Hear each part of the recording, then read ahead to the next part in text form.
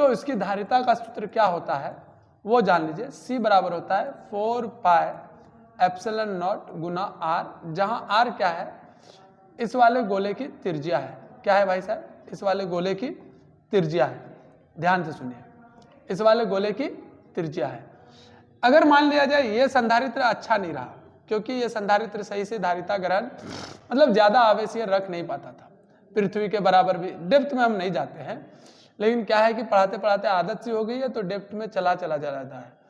अब देखिए parallel plate capacitor यानी समानांतर प्लेट संधारित्र। समानांतर प्लेट संधारित्र के लिए क्या होता है, दो प्लेटें होती है एकदम, जैसे आप मान लो कॉपी का जो कवर पेज होता है वो दोनों कवर पेज है और दोनों चदरे का है, मतलब मेटल का है। दोनों को बहुत कम दूरी पर ऐसे स्टैंड करके रखा गया है और फिर इसे एक बक्से में बंद कर दिया गया।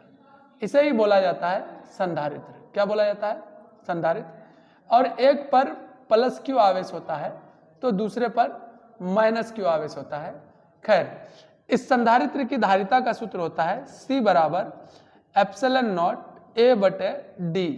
A बटे D क्या सूत्र होता है भाई साहब, epsilon naught A by D, जहां एप्सिलॉन नॉट क्या है, C क्या है आपकी धारिता। ये किसकी धारिता बोले हम, गोलाकार पैरेलल प्लेट का इधर धारिता है। तो एप्सिलॉन नॉट क्या है, इसके बीच में जो माध्यम भरा होगा, ये जो भी चीज होगा, अभी तो निर्वात है इसीलिए एप्सिलॉन नॉट लिखा हुआ है, अगर कुछ और होता तो उसका कुछ और लिखा रहता। समझ में आई मेरी बात। तो भाई साहब इस एप्सिलॉन नॉट को भर देते हैं और यह है विद्युतशीलता। ए क्या है, इस प्लेट का जो क्षेत्रफल है, ये जो क्षेत्रफल है ए क्या है आपका, प्लेट का क्षेत्रफल, ठीक है। अच्छा, डी क्या है आपका, डी है प्लेटों के बीच की दूरी। क्या है भाई साहब, दोनों प्लेट कितनी दूरी पर स्थित है वो है। चलिए और बातों को समझते हैं कि भाई साहब विद्युत विभव को क्या सूत्र से लिखते हैं। विभव को V द्वारा दर्शाया जाता है। अब V बराबर W बटे क्यू नॉट, या कई किताब Q भी लिखता है। W क्या है आपका कार्य है और Q क्या है आपका आवेश है। इसका SI मात्रक वोल्ट होता है और वोल्ट को ही दूसरे लैंग्वेज में जूल प्रति कूलाम कहा जाता है। चलिए, विभवांतर का भी यही सूत्र होता है। VA माइनस VB का भी अगर सूत्र देखेंगे तो आपको W बटे क्यू नॉट ही मिलेगा। बात समझ में आ रही है। चलिए आगे बढ़ते हैं, थोड़ा देखते हैं। यहीं से एक सवाल आपसे पूछ लेता है कि W क्या है, तो W कार्य है। क्या है भाई साहब, कार्य है। और कार्य W बराबर आप लिख सकते हैं delta V Guna Q not या V गुना क्यू नॉट, यहां से भी आप लिख सकते हैं। मेरी बात को समझ रहे हैं आप। चलिए, कई किताब इसे VA माइनस VB और इंटू क्यू लिखता है, कोई दिक्कत वाली बात नहीं है। आपको जैसा ऑप्शन दिखे आप लिख सकते हैं, उससे कोई परेशानी वाली बात नहीं होगी। चलिए और जानते हैं विभव परवंता किसे कहते हैं। विभव परवंता, विभव परवंता, विभव परवंता बोला जाता है। हम ई से दर्शाते हैं और ई बराबर होता है भाई साहब माइनस dV बटे dr। कई बार r में यहां दूरी है, v विभव है और ई विद्युत क्षेत्र की तीव्रता है, याद रखिएगा, इसमें कोई बड़ी बात नहीं है। चलिए मान लिया जाए आपसे पूछा किसी बिंदु आवेश के कारण विभव का सूत्र बताइए। बिंदु आवेश के कारण, किसके कारण भाई साहब, बिंदु आवेश के कारण। थोड़ा 5 मिनट समय दीजिए, आपको क्वेश्चन बनाने में फिर ज्यादा मजा आएगा। बिंदु आवेश के कारण, बिंदु आवेश के कारण विभव, बिंदु आवेश के कारण क्या बोला, विभव। बिंदु आवेश के कारण विभव V बराबर के क्यू बटे आपका हो जाएगा R, के क्यू बाय R, ठीक है।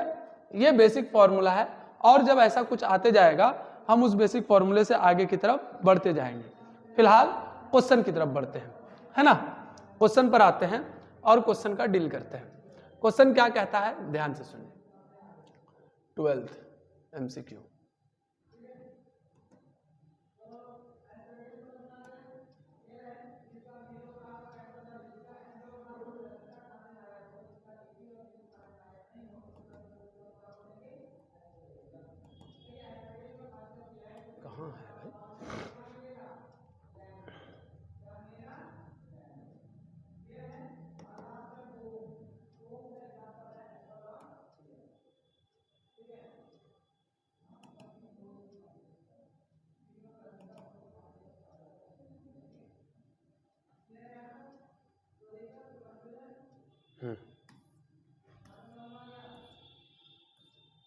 कितना नंबर क्वेश्चन तक देख चुके थे हम लोग? 10 नंबर तक, है ना। चलिए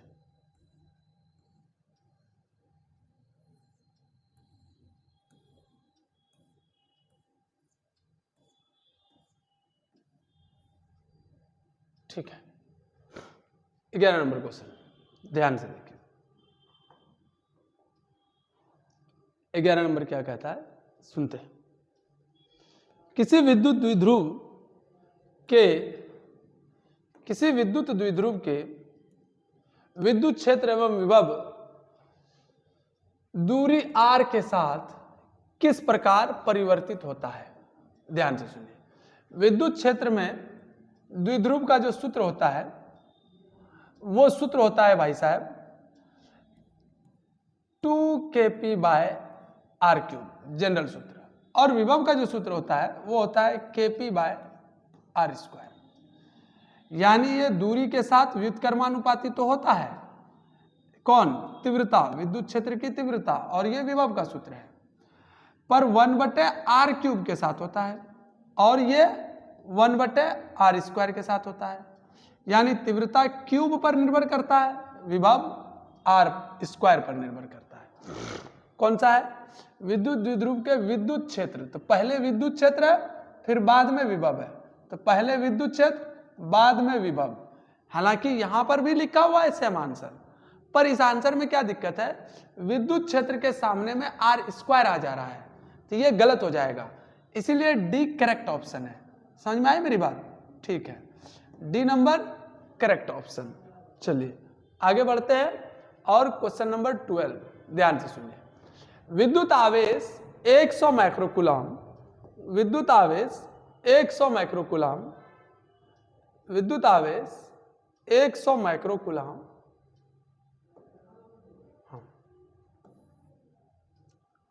विद्युत आवेश 100 माइक्रोकूलम के कारण इससे 9 मीटर की दूरी पर विद्युत विभव का मान ज्ञात करें। भाई साहब आपके पास एक आवेश है जिसका Q का मान दे रखा है 100 माइक्रोकूलम है। कितना माइक्रोकूलम है? 100 माइक्रोकूलम है। 100 माइक्रोकूलम का एक आवेश है और इनसे 9 मीटर दूर पर एक बिंदु मान लिया जाए P है, यानी R का वैल्यू दे रखा है 9 मीटर। बोला यहां पर विभव का मान ज्ञात कीजिए। क्या बोला उन्होंने? विभव का मान ज्ञात कीजिए, यानी V का वैल्यू क्या होगा। गौर से सुनिए, अभी थोड़ी देर पहले हम जानते हैं बिंदु आवेश के कारण विभव का सूत्र होता है V बराबर KQ/R। KQ/R, बोलो हाँ या ना? KQ/R। विभव के कारण क्या सूत्र होता है भाई साहब? KQ/R। K क्या है? एक नियतांक है।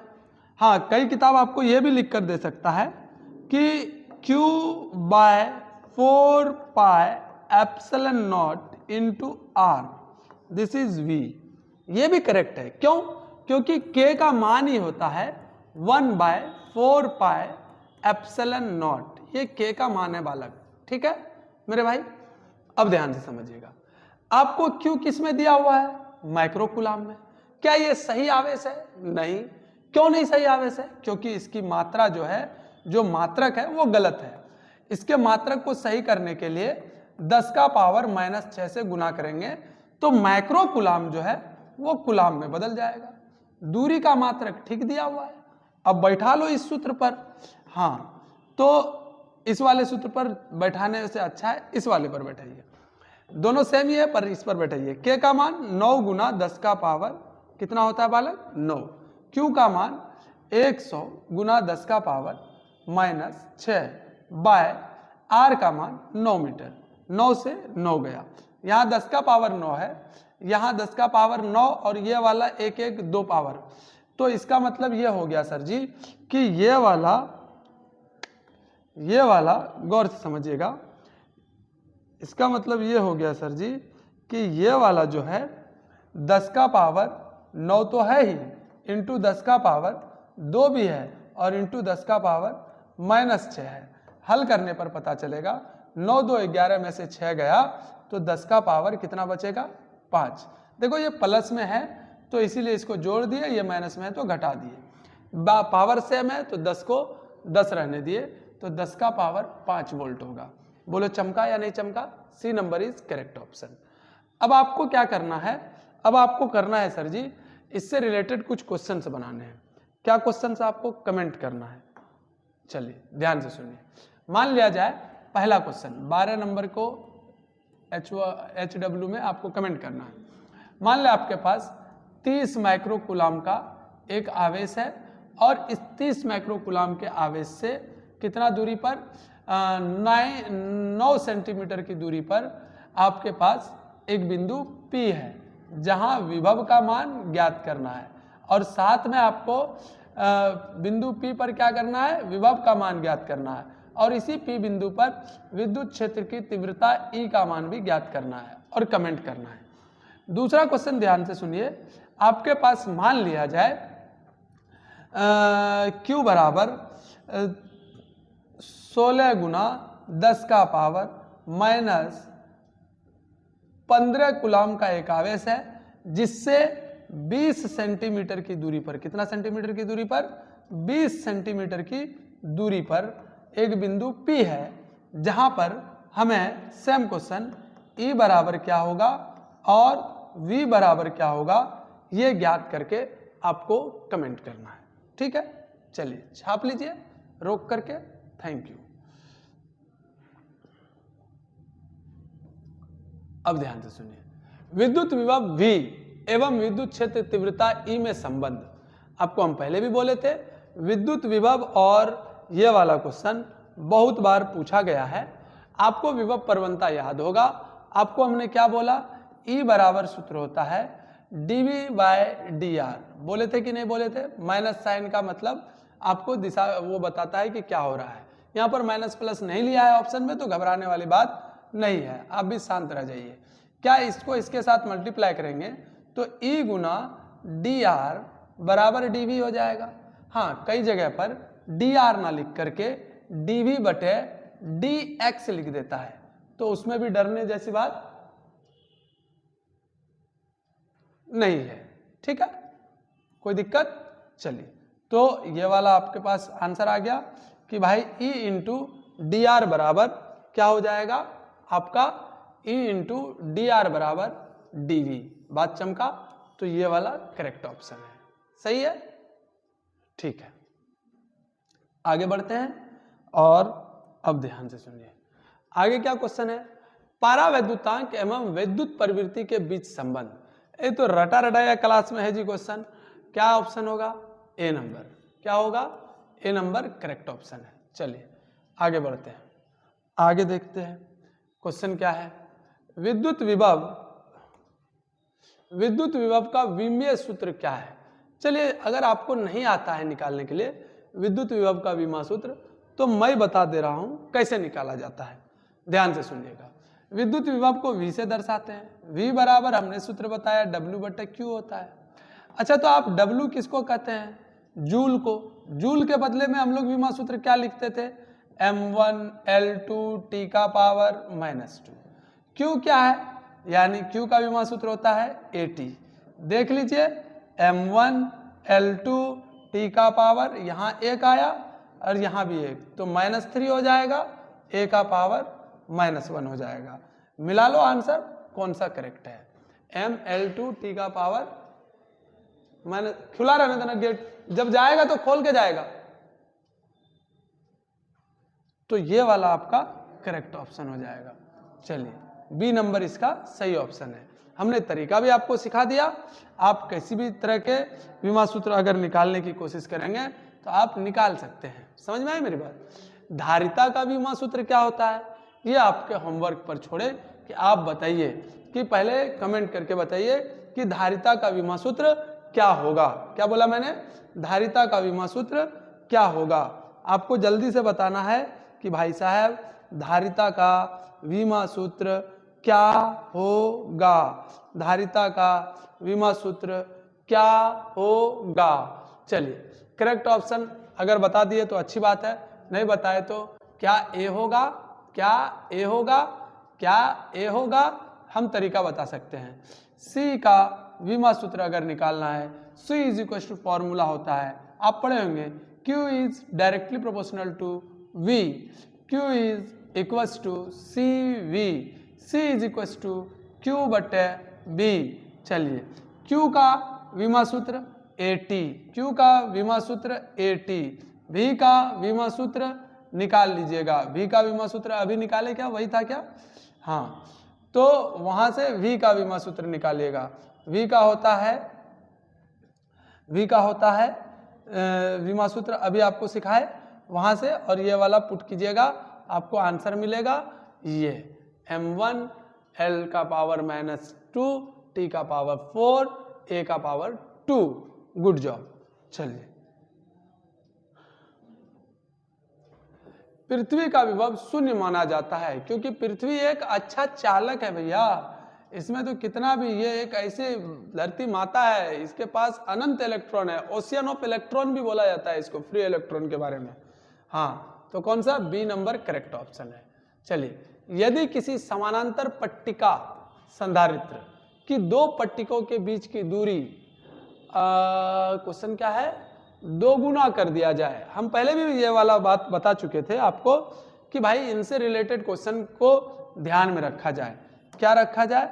समानांतर प्लेट वाला फॉर्मूला होता है ε0 A/d। आप देखिए C इनवर्सली प्रोपोर्शनल है D के, यानी व्युत्क्रमानुपाती है, अनुक्रमानुपाती नहीं है, समानुपाती नहीं है। D जैसे जैसे बढ़ेगा उसके बाद C का मान घटेगा। D जैसे जैसे बढ़ेगा C का मान क्या होने लगेगा? घटेगा। यहां पर 2 गुना लिखा हुआ है। क्या लिखा हुआ है? 2 गुना। तो भाई साहब D पहले D था, अब 2 गुना कर दिया। इसका मतलब C का मान यहां जैसे ही आप 2 गुना करेंगे, इसका मतलब C का मान 1/2 यानी आधा हो जाएगा। तो 2 गुनी बढ़ जाएगी, 2 गुनी घट जाएगी, 4 गुनी घट जाएगी या 4 गुनी बढ़ जाएगी। वो 2 गुना बढ़ रहा है तो ये 2 गुना घट जाएगा। अरे बोलो हाँ या ना?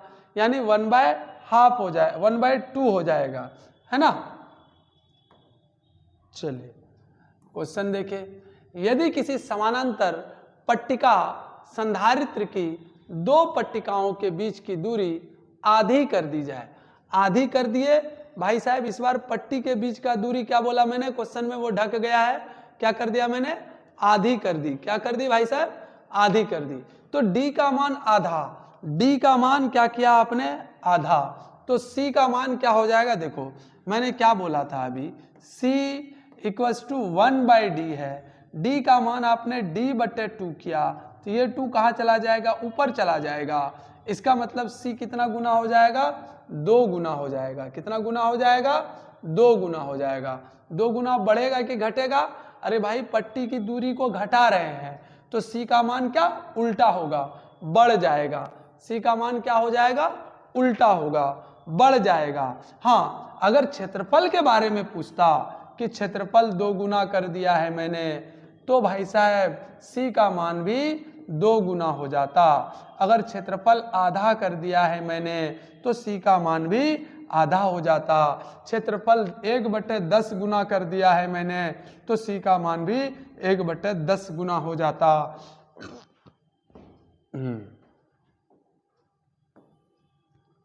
बोला धारिता C वाले 3 संधारित्र को समानांतर क्रम में जोड़ा गया है। एक बात आज सीख लीजिए, आप 10th में भी पढ़े होंगे, इसलिए 10th वाली बात को याद कीजिए। जब प्रतिरोध को श्रेणी क्रम में जोड़ते थे तो R इक्विवेलेंट या R तुल्य बराबर सूत्र होता था R1 + R2 + R3। लेकिन कब? जब श्रेणी क्रम में जुड़ता था। ठीक है, जस्ट इसका उल्टा संधारित्र में होता है। संधारित्र में क्या होगा? संधारित्र जब समांतर क्रम में जुड़ेगा, समांतर क्रम में जुड़ेगा,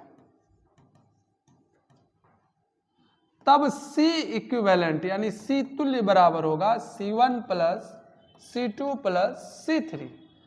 और अगर श्रेणी क्रम में जुड़ेगा संधारित्र, श्रेणी क्रम में संधारित्र अगर जुड़ा है तो 1/C इक्विवेलेंट बराबर होगा 1/C1 / 1/C2 / 1/C3। इक्विवेलेंट का मतलब होता है 1/c तुल्य, याद रखना। यहां पर सवाल और एक बात जान लीजिए, अगर ये जो जुड़ रहा है C1 C2 C3 नहीं जुड़ करके सभी संधारित्र C के होते और समांतर क्रम में जुड़े होते तो C इक्विवेलेंट का सूत्र हो जाता समांतर क्रम वाले का जितना है उसका गिनती करो। मान लो n संधारित्र है तो n गुना C। अगर श्रेणी क्रम में जुड़ा होता और वही n संधारित्र होता और सबका मान C होता, C1 C2 C3 नहीं होता, तो हम क्या करते, C इक्विवेलेंट बराबर C/n करते। क्या करते भाई साहब, C/n करते। बोलो चमका या नहीं चमका? ये श्रेणी क्रम वाले के लिए और ये समांतर क्रम वाले के लिए। बोला धारिता C वाले 3 संधारित्र को समांतर क्रम में जोड़ा गया है। समांतर क्रम में क्या गो जोड़ा, 3 गो। तो C इक्विवेलेंट बराबर क्या हो जाएगा भाई साहब, n का मान 3, C का मान C, तो A नंबर करेक्ट ऑप्शन। बोलो चमका या नहीं चमका? आप लोग रोक रोक करके ये नोट डाउन कीजिएगा, नहीं तो फिर कहानी खत्म है सर जी। आपका एग्जाम का टाइम है, समझ में आया मेरी बात ना? कौन है भाई साहब?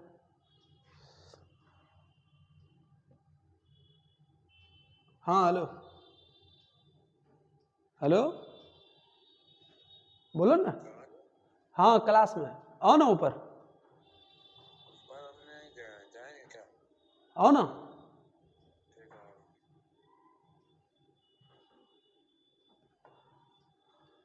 तो ये एकदम से रोक करके याद पढ़ा कीजिए, है ना। चलिए, यदि एक खोखले गोलाकार चालक को धनात्मक रूप से आवेशित किया जाता है तो उसके अंदर विद्युत विभव, ध्यान से बताइए बोला क्या है क्वेश्चन, कि मान लिया जाए आपके पास एक खोखला गोला है जो उसको क्या कर रहा है, धन आवेशित कर रहा है। क्या कर रहा है भाई साहब, धन आवेशित। ध्यान से समझिए, क्या कर रहा है, धन आवेशित। तो बोला गया है कि उसके अंदर विभव का मान क्या होगा। तो भाई साहब उसके अंदर आवेशित कर रहा है तो धनात्मक और समान होगा। ये तो बहुत बेसिक सा बात है। चलिए, चालकों को बीच पारा विद्युत तीव्रता को कम कर देता है। चालकों के बीच पारा विद्युत तीव्रता को कम कर देता है, 0 तक उनके बीच बिना किसी परिवर्तन के, इनमें से कोई नहीं। चलिए 22 नंबर क्वेश्चन का जरा सा आंसर चाहिए हमको। 22 नंबर क्वेश्चन का आंसर क्या होगा कि जब चालकों के बीच, तो जब भी कम करेगा तो उसके बीच में ही करेगा, अलग से तो नहीं कर देगा कि एकदम 0 कर दे। तो बी नंबर इसका करेक्ट ऑप्शन है। ठीक है, चलिए, जब एक विद्युत द्विध्रुव का एक समान विद्युत क्षेत्र में रखा जाए तो ये विभव करता है, क्या बोला, जब एक विद्युत द्विध्रुव को एक समान विद्युत क्षेत्र में रखा जाए तो ये क्या बोला, ये अनुभव करता है। तब ना हम भी सोचे क्या क्वेश्चन है भाई साहब। इसका क्वेश्चन ये है कि एक विद्युत द्विध्रुव है। हम पहले भी समझा चुके हैं कि विद्युत द्विध्रुव किसे कहा जाता है। अब ये विद्युत द्विध्रुव है और इसको क्या किया गया, एक समान विद्युत क्षेत्र में रखा जाता है। तो ऐसे स्थिति में इस पर एक बल आघूर्ण लगेगा। क्या लगेगा भाई, ये पहले चैप्टर का क्वेश्चन है। ये बल तो जरा भी फील नहीं करेगा, इसमें क्या लगेगा, बल आघूर्ण, क्योंकि बल का मान क्या हो जाता है, 0 हो जाता है। ये पहले चैप्टर का क्वेश्चन है। धारिता का एसआई मात्रक क्या होता है, फैरेड। हाँ, एक फैरेड में कितने पिको फैरेड होता है, पिको में बताना है। एक फैरेड में कितना पिको फैरेड होता है, क्या बोला है उसने, पिको फैरेड। एक फैरेड में कितना पिको फैरेड होता है, ये आप पर छोड़े, आप हमको खोज कर इसका आंसर बताइए कि क्या आएगा आंसर। समझ में आया सर जी, इसका आंसर आप हमें खोज कर दीजिए। यदि किसी समानांतर पट्टी धारिता के बीच की हवा को के अपेक्षिक विद्युतशीलता वाले माध्यम से विस्थापित कर दिया जाए तो धारिता की संधारित्र के गुना बढ़ जाएगी। अबे के से अपेक्षित कर दिया, पहले क्या था, ये तो अभी उससे पहले हम क्वेश्चन करवाए हैं जब पहला दूसरा तीसरा तभी बताए हैं। इसका ए नंबर करेक्ट ऑप्शन है, के का मान भी रख करके बताए हैं। किसी इलेक्ट्रॉन को एक दूसरे इलेक्ट्रॉन के पास लाने पर निकाय की विद्युत स्थितिज ऊर्जा, किसी एक इलेक्ट्रॉन को दूसरे इलेक्ट्रॉन के पास लाते हैं तो बोला वो एक सिस्टम तैयार हुआ, उस सिस्टम का विद्युत ऊर्जा क्या होगा ये आपको बताना है। बढ़ जाता है, घट जाता है, क्या होगा। भाई साहब पहले अकेले थे, एक इलेक्ट्रॉन था और एक इलेक्ट्रॉन ला लिए, तो भाई पहले अकेले से एक से भला दो तो ऊर्जा क्या हो जाएगा, बढ़ जाएगा।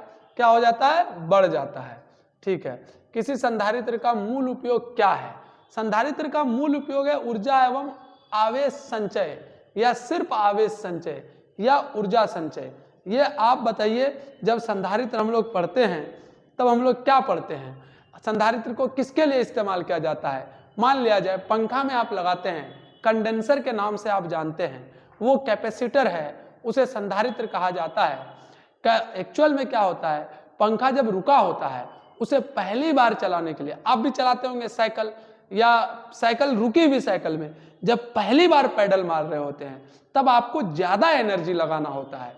इसका मतलब कोई चीज विराम में है, उसे गति में लाने के लिए पहली बार घर्षण बहुत सारा रहता है, बहुत सारे फैक्टर्स हैं, उसको गति में लाने के लिए ज्यादा एनर्जी चाहिए। एनर्जी तो ज्यादा चाहिए ही चाहिए, इसका मतलब वो कैपेसिटर एनर्जी रखता होगा, एनर्जी उसके पास स्टोर रहता होगा, ऊर्जा स्टोर रहता होगा, पर किस फॉर्म में रहता है, आवेश के फॉर्म में, विभव के फॉर्म में। तो आवेश संचय और ऊर्जा संचय, सी नंबर करेक्ट ऑप्शन है। चलिए, यदि चालक के ताप में वृद्धि होती है तो इसकी चालकता, भाई किसी भी चालक के तार में जब उसके तापमान बढ़ा दिया जाता है, किसी भी चालक में उसका जब तापमान बढ़ाएंगे, चालक कोई सा भी हो, चालक कोई सा भी हो, उसके अंदर प्रतिरोध तो होगा। अरे बोलो हाँ या ना। उसके अंदर अगर प्रतिरोध है तो तापमान बढ़ाने से ओम साहब ने क्या कहे थे, तापमान नियत रखोगे तब मेरा बात वैलिड है, अगर तापमान नियत नहीं रख पाओगे तो मेरा बात वैलिड नहीं है। इसका मतलब एक सूत्र आप पढ़े होंगे दूसरे चैप्टर में, भाई साहब क्या पढ़े थे, ये पढ़े थे कि विद्युत धारा चैप्टर में R बराबर होता है RT बराबर R0 into 1 plus alpha delta T. Delta T क्या था, तापमान में अंतर, ताप बढ़ता था तो प्रतिरोध भी बढ़ जाता था। जब प्रतिरोध बढ़ेगा तो उसकी चालकता क्या हो जाएगी, घट जाएगी, सीधी सी बात है। किसी चीज का प्रतिरोध अगर बढ़ जा रहा है, प्रतिरोध बढ़ने से क्या होता है, चालकता घट रहा है, तो चालकता क्या हो जाएगा, घट जाएगा। ध्यान रखिएगा मेरी बात को समझ करके, ठीक है। एक लास्ट क्वेश्चन, यदि एक समानांतर प्लेट संधारित्र के प्लेटों के बीच एक परावैद्युत डाला जाए तो उसकी धारिता का मान बढ़ जाएगा। परावैद्युत जब भी डालेंगे धारिता का मान बढ़ जाएगा। Thank you very much. चलिए मौज कीजिए, मजे में होइए।